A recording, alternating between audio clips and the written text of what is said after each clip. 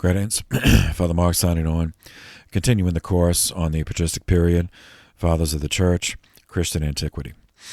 We left off last time with the martyrdom of Pope Clement I, the fourth pope.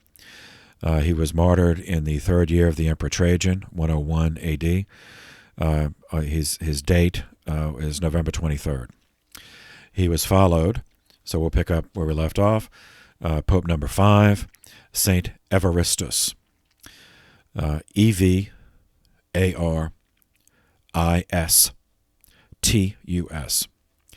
In some lists, that's contracted because the history of language is the study of sloth, so it's always moves to contraction. Some lists have him as Aristus, Aristus. He was born on the 17th of April, 44 A.D., in Bethlehem. He had mixed ancestry. His father was Jewish. His mother was Greek, from Antioch. He served as Bishop of Rome in the time of Domitian, Nerva, and Trajan, from the consulship of Valens and Vetus until the year when Gallus and Bradua were consuls. All right, so that's a quote from the Liber Pontificalis. So you see how hard it is to date this stuff. Some dates they're certain of, others they just give a range. So when these guys served. Also, he was ordained a bishop. It says Domitian, Nerva, and Trajan. So he was ordained a bishop by Clement, but he was not Bishop of Rome until after Clement's death, which would have been the reign of Trajan. So it's one of the reasons it takes me so long to make these. I try to find as much information as possible. But this is never enough, never as much as we want.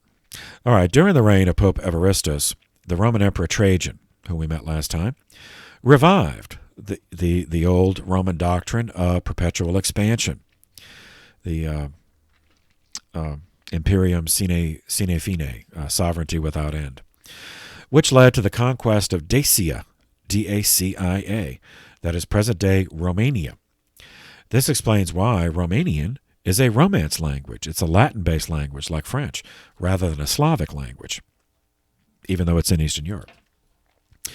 The conquest was a major undertaking, requiring 2 Dacian wars to achieve victory.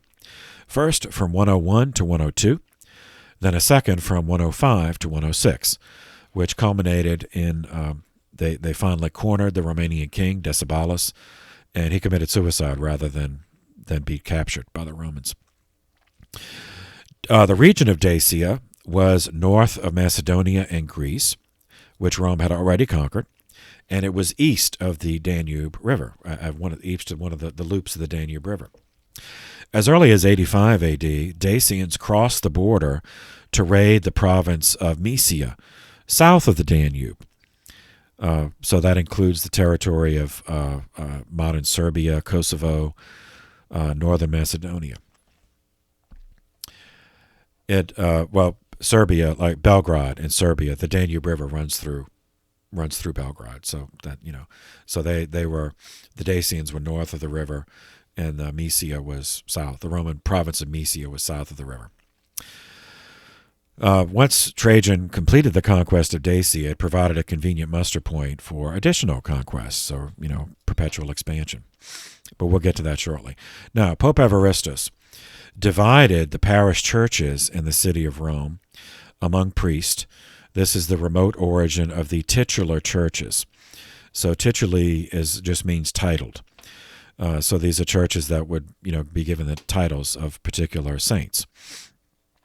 He also he ordained 7 deacons for Rome to keep watch over the bishop when he spoke, to accompany the pope when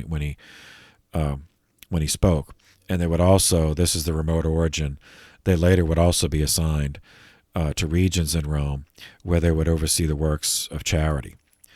And at this early period, that consisted of, not entirely, but at least partially, of families who were left orphaned by the persecution. The LP, the Liber Pontificalis, tells us that he held 3 ordinations in the month of December. Once again, they keep doing that. They'll tell us the month, but not the year. 17 priests, 2 deacons, and 15 bishops. And again, he's not telling us where those bishops were assigned, but the apostolic succession is continuing. Pope Evaristus was martyred in a manner not recorded on October 27th. He was buried near the body of St. Peter in a graveyard on the south side of Vatican Hill. Because, because the LP dates, for this, they just give the terms of the consuls, as I quoted earlier. The year so it tells us October 27th, but not a specific year, just the range when these guys were consuls. So it could have been between 105 and 108 AD. But the chronology we're following is 105. The Holy See was sede vacante for 19 days. Evaristus was followed as Pope number 6 by Saint Alexander I. So we'll pick up with him next time, as I said previously. For your convenience, for the seminary, I'm gonna experiment with doing one file per pope, and even though this is a very short one, the next one's going to be longer. So for the moment, we will pause there. Thank you for your attention. This session is adjourned.